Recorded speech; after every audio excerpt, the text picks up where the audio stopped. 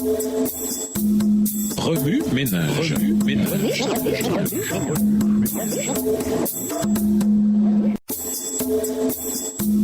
Remue ménage.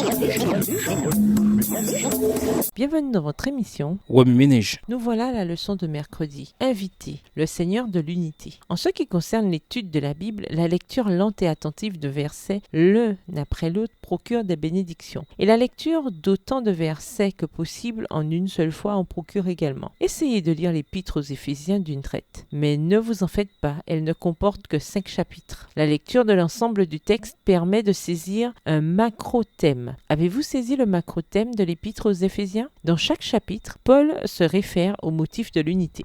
Il part de la perspective la plus générale possible en écrivant sur Dieu, le Père, Éphésiens 1, les versets 3 à 6, puis sur Dieu le Fils, Éphésiens 1, les versets 7 à 12, et enfin sur Dieu le Saint-Esprit, Éphésiens 1, les versets 13 à 14, et en soulignant la façon dont chaque personne de la divinité a joué un rôle dans la rédemption de l'Église. Cette unité de la divinité se reflète dans l'unité du peuple de Dieu au sein de l'Église, Éphésiens 1, les versets 15 à 23. En d'autres termes, l'essence de l'unité de la Trinité doit être vue dans l'unité du corps des croyants. Paul parle ensuite de la façon dont Jésus a uni et réconcilié l'humanité avec Dieu. Éphésiens 2, les versets 1 à 10. Grâce au ministère de Jésus, les pécheurs ont été rétablis dans leur intégralité, sauvés et restaurés par la grâce de Dieu. Cette puissance et cette unité deviennent alors le motif permettant à Paul d'exhorter les croyants juifs et les croyants païens à la réconciliation. Éphésiens 2, les versets 11 à 22. Il écrit contre le racisme, le tribalisme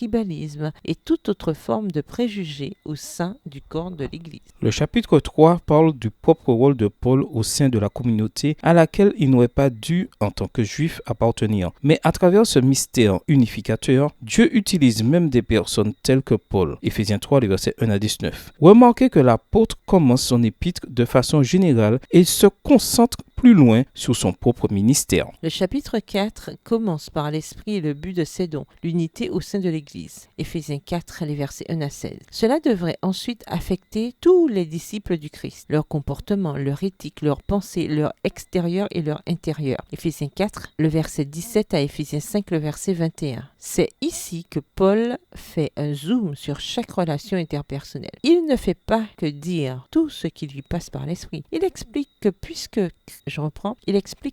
le Christ peut unifier le ciel et la terre, le divin et l'humain, Dieu et les pécheurs, les juifs et les païens, les persécuteurs et les persécutés, Dieu peut unifier nos foyers, nos mariages et nos familles. Éphésiens 5, le verset 22 à Éphésiens 6, le verset 9. C'est à partir de ce cadre que Paul nous exhorte à comprendre que nous sommes au cœur d'une guerre spirituelle contre des puissances qui cherchent à nous séparer du ciel. D'où ces écrits sur l'armure de Dieu, Éphésiens 6, versets 10 à 24. À la lumière de la puissance de la parole et de l'esprit du Christ, aucune relation n'est tendue au point que Dieu ne puisse l'unir, puisque le Christ a traversé la plus lointaine division pour unir l'humanité au ciel. Dire qu'une relation humaine ne peut pas être unie, c'est mal comprendre la mort de Jésus. Chaque blessure a évidemment besoin de temps pour guérir, mais en Christ, nous avons l'espérance de la guérison et de l'unité parfaite. Remue ménage, où voyez-vous Jésus dans Cantique des Cantiques 7, le verset 1 à Cantique des Cantiques 8, le verset 7? Dans votre contexte personnel, comment l'unité révèle-t-elle la puissance de Dieu? Que vous dit Jésus par ces textes? En quoi voyez-vous Jésus différemment ou le voyez-vous de nouveau? Comment réagissez-vous en voyant Jésus de cette manière? Au revoir. Et à demain si Dieu veut. Remue ménage. Remue ménage.